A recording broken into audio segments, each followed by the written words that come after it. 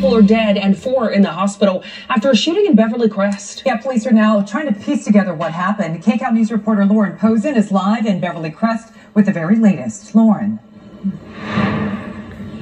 Well, Rachel, more detectives are arriving on scene right now. I'll show you as I step aside. You can see they're in these black cars here. They're going up to where the investigation is. We've learned this is a cul-de-sac, and the house that the shooting happened in front of is at the end of the cul-de-sac. Investigators are also waiting on the coroner's office to arrive.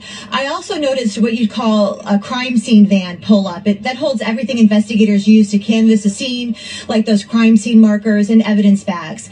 Now, police are asking for the public's help as they continue their investigation. Earlier this morning, we saw them interviewing a handful of witnesses behind the crime scene tape here on Ellison Street. They say the shooting happened just after 2:30 this morning outside of a home here. Police say 3 of the victims were inside of a car when shots were fired, while 4 others were standing outside. In total, 7 people were shot.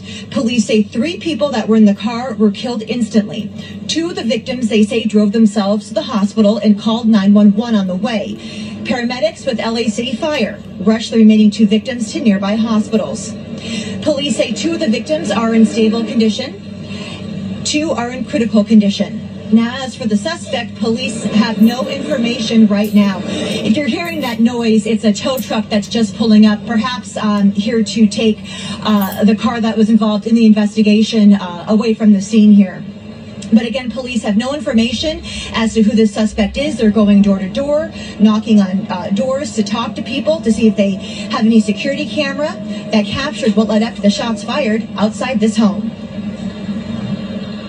At this time, we know that the residence was a short-term rental, and we're still interviewing additional occupants as well as witnesses and neighbors to try to piece together exactly what happened here.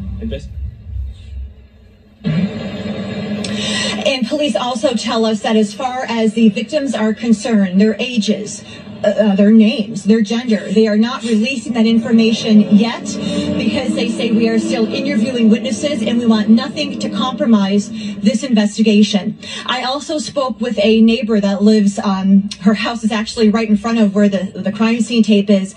She told me she's lived here over 20 years, never expected to wake up to something quite like this. She says this is a very quiet neighborhood. I asked her and her husband if she heard any of the gunfire this morning. She didn't. But then again, her house is pretty far down compared to where the shooting happened. So, because it is a cul-de-sac here. I've also noticed too, a lot of workers have been showing up here. They have jobs at some of the homes here. Police are not letting anyone go through this crime scene tape right now until they wrap up this investigation. We don't know how long they're going to be out here for, but we're told at least until through the afternoon. Of course, we will continue to get updates for you and bring you more information throughout our newscasts. For now, back to you.